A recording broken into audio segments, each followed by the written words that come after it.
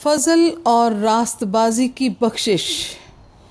क्योंकि जिस तरह एक ही शख्स की नाफरमानी से बहुत लोग गुनाहगार ठहरे, उसी तरह एक की फर्माबरदारी से बहुत से लोग रास्तबाज ठहरेंगे।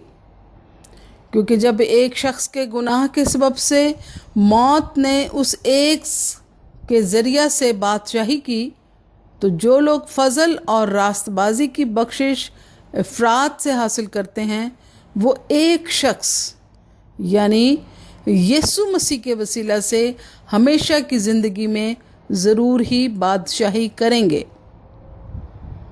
कलाम मुक़द्दस में से सुनिए पौलुस रसूल का ख़त रोमियों के नाम 5वां बाब 12 आयत से 21 आयत तक, सफ़ा नंबर 144।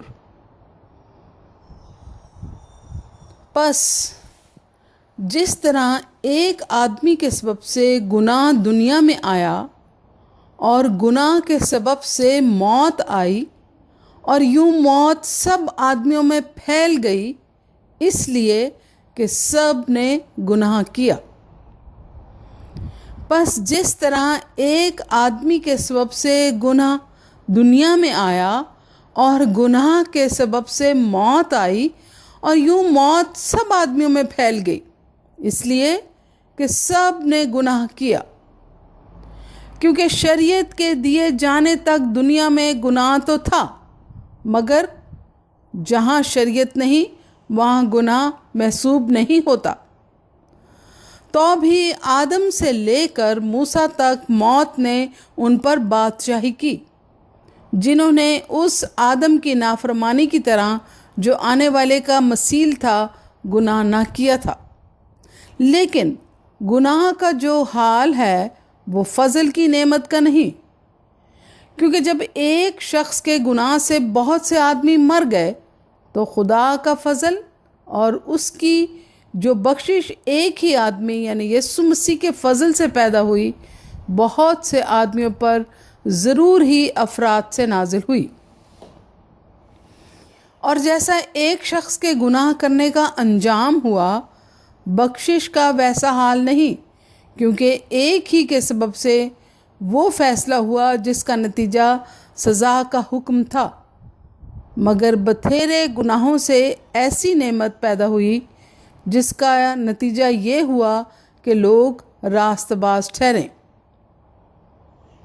क्योंकि जब एक शख्स के गुनाह के सबब से मौत ने उस एक के ज़रिए से बादशाही की, तो जो लोग फजल और रास्तबाजी की बख्शिश अफराद से हासिल करते हैं, वो एक शख्स यानी यीशु मसीह के वसीला से हमेशा की ज़िंदगी में ज़रूर ही बादशाही करेंगे।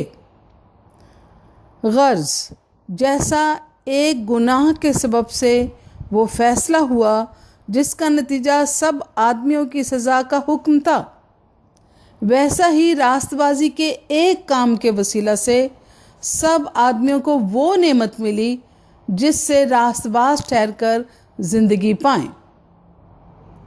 गर्ज जैसा एक गुनाह के सबब से वो फ़ैसला हुआ जिसका नतीजा सब आदमियों की सज़ा का हुक्म था, वैसा ही रास्तबाजी के एक काम के वसीला से सब आदमियों को वो नेमत मिली जिससे रास्तबाज ठहरकर ज़िंदगी पाएं।